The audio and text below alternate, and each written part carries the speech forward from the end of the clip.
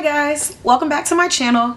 Today's video is going to be on my natural hair journey. I actually just celebrated 5 years of being natural on August 8th, so I decided to sit down, make this video, and just give you a little insight into my journey. I'm going to start back with my transition period, big chop, talk about some styles that I've loved, things that I've done, products I've loved, and products that I've hated. So if you're interested in finding out about my natural journey, please stay tuned.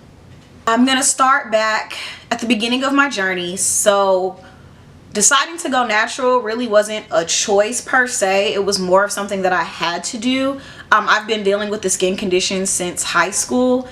And when I was in college, my junior year, I decided to get a relaxer to get ready for homecoming, make sure my hair was laid, as they do say. And I ended up getting chemical burn over probably about 90% of my scalp. And that day I decided that I would never get a relaxer again. While I was transitioning, I actually wore my hair in sew-ins for quite a while. That was my first time really ever wearing weave. I had braids maybe once or twice while I was in high school, but that was my first time wearing sew-ins, and I had maybe 3, I think it was. And other than that, I would do rod sets just to kind of keep it from looking like my hair was transitioning, and to try to hide the mixture of the textures. After about, I'd say maybe 6 or 7 months, my hair started to break off like crazy at the line of demarcation. So the day after my 21st birthday, I decided I was just going to go in the bathroom and cut it off. I was living in Nashville, junior year in college. My mom and my sister were visiting me at the time, and I was upstairs with scissors just going crazy on my hair. Ran downstairs and I was like, Mom, what did I do? I went to the store, knew nothing about natural hair products, and the first thing I saw was like I don't even know, it was a red and gold bottle, and it looked like some activator type thing, curl activator. I picked that up, took it home, and all I did was wash and goes, and I used that product for a while until I could figure out what to do with my hair. I wore this one little updo for quite a while. I'll try to insert a picture somewhere. The quality isn't that good, so I do apologize, but just so you can kind of see what I'm talking about. And then I started experimenting with twist outs and braid outs. Never really got the braid out down at that point in time, but twist outs were my go-to hairstyle for a couple of months after I did big chop. I went home for Christmas one break, and Miss Jessie's had a 2-for-1 sale, so I gave it a try. I got the curl souffle and the curl pudding, I believe it was, and I absolutely hated both of those products. They were very, very heavy for my hair, and they were very fragrant. And I don't have a problem with products that smell good, but I don't like it to be overpowering. So those kind of stayed in my collection for a while, and I started my product junkiism. I was buying all types of products. One line that I started using probably in 2010 that I still use to this day is going to be Shea Moisture. I was hooked on the Curl Enhancing Smoothie. I use that all the time. I still use it to this day. I also use the raw shea butter line that they have. It works very well on my hair. After about a year or two, I finally started getting the hang of it. Started, you know, doing my twist outs at a faster speed, because when I first started, it used to take me an hour to twist my hair. And I didn't have that much hair, so I have no clue what I was doing. But it took me an hour to twist my hair, and I was starting to get a little bit faster and quicker. Was a little bit better at styling my hair after taking it down. Also at that time, I always twisted my hair when it was wet. I didn't really know about stretching my hair or air drying my hair. I really didn't use any heat whatsoever at that time. I maybe pressed my hair once a year, if that. It just took so long because I didn't know what to do. So I really just did the same things over and over again. Probably until about grad school. I started grad school in 2013, January of 2013. Or no. Actually, I started January of 2012. And I had a lot more time on my hands. My classes weren't until 5 o'clock in the evening.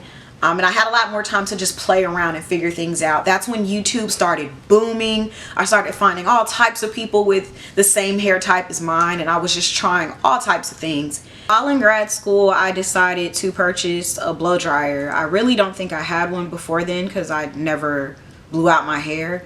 And I started to experiment a little bit more with doing my hair after it had been dried. I did quite a few different styles at that point in time. I was trying twist and curls, bantu knots, braid outs, all types of protective styles. I made clip-ins one time from watching, I believe it was Shirley B. Enyang's video on quick and easy clip-ins or something like that.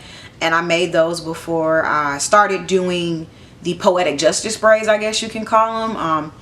It was actually an accident. I was getting ready for spring break, wanted Senegalese twists, couldn't figure out how to do them, ended up with box braids, and then after that I just kept wearing them just to kind of give my hair a break. And then probably once I moved to where I am now, which is in Arkansas, that's probably the most experimentation I've done with my hair in a while. Just as far as different styles, different techniques of styles, and my hair has seen pretty much the most growth since my natural journey while I've been here. It's been about a year and 8 months, and my hair has seen some tremendous growth from when I was in grad school and in undergrad. It's a lot thicker, it's a lot fuller, because 9 times out of 10 my hair is in a puff.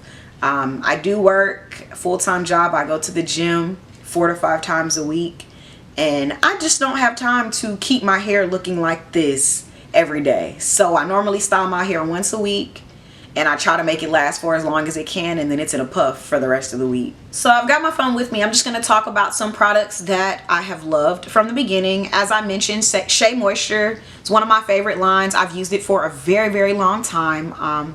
Eco Styler, I actually have my empty container here. This is the only type that I use. I've been using that since the beginning as well. I use it for my puffs. I use it for twist outs. I use it for rod sets. I use it for everything. I always have some Eco Styler laying around just in case. You can never go wrong with that product in my eyes. Trader Joe's shampoo and conditioner. I've also talked about both of these, I believe, before. The Tea Tree Tingle line. Love those. I've been using those for about probably 3 or 4 years now. Pretty much the only shampoo and conditioner I do use. Every once in a while I might purchase one from the Shea Moisture line, or if I decide that I want to try something else, I will for a little while. But those are always my go-tos. Very, very affordable. They're like, I think $3.99 a bottle. So I normally stock up when I do go, because we do not have a Trader Joe's in Arkansas, which sucks. So every time I go to Nashville, I pick up like 5 bottles of conditioner and 1 bottle of shampoo, because it'll last me forever. Bentonite clay. Let me see. I have the container right here. This is the kind that I use. You can get it from Whole Foods for about $5. I use that for my hair mask that I should be making a video on very, very soon. Let me see. Of course, I always have been using a pick. I'm very, very careful with my pick. I do not have a metal one. I have the plastic one, and it's pretty much seamless. I try to use something that doesn't rip out my hair. Another product that I love is Bragg's apple cider vinegar. I have been using this since day one as well.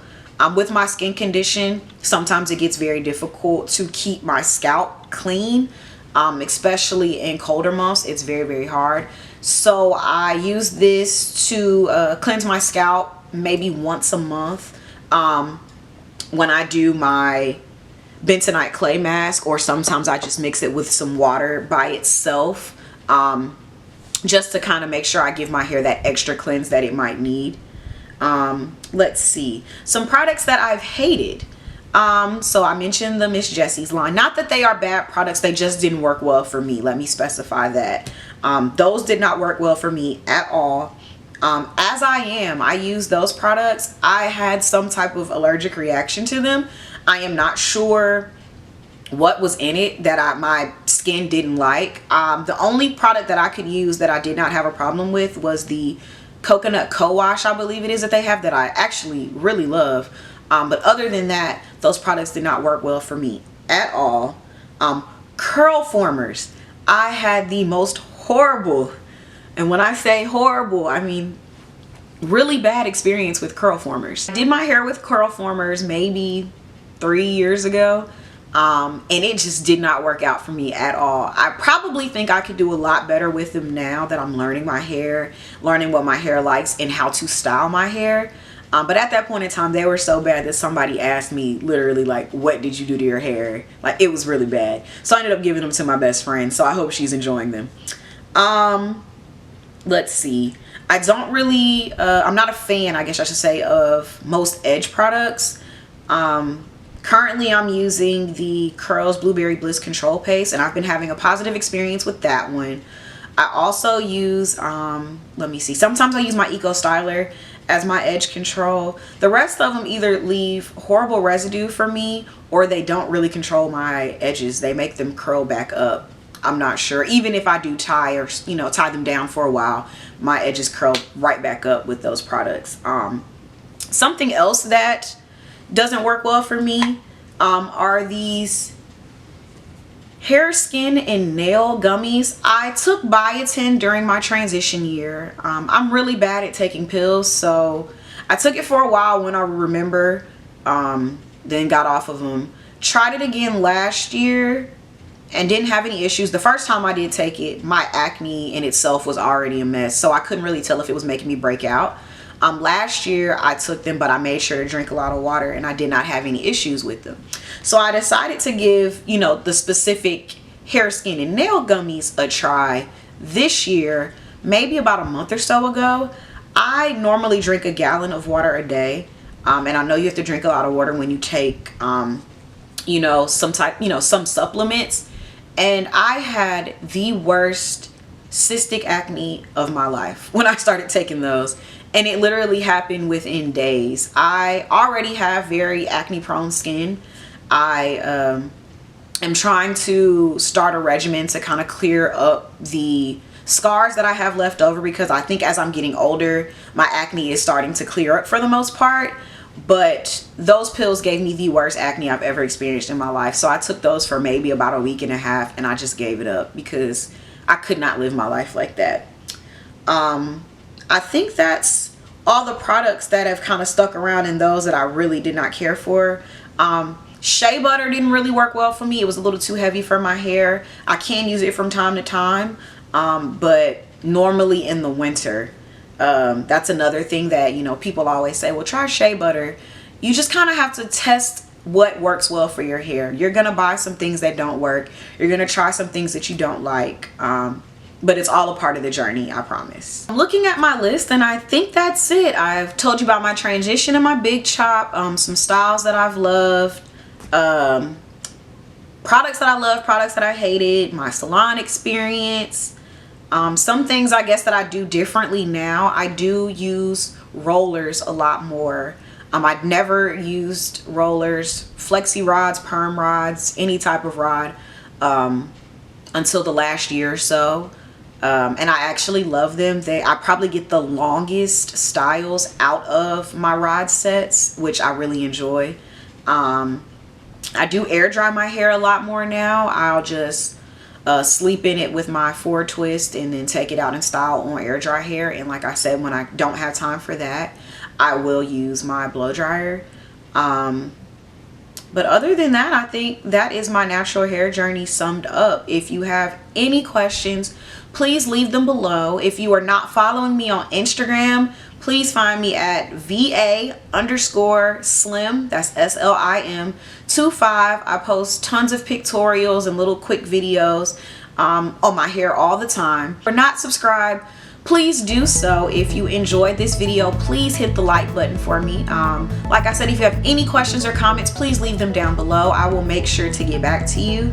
And I hope you all enjoyed this video, and this just gave you a little bit more insight on my hair and my journey, and I will see you guys in the next one. Bye.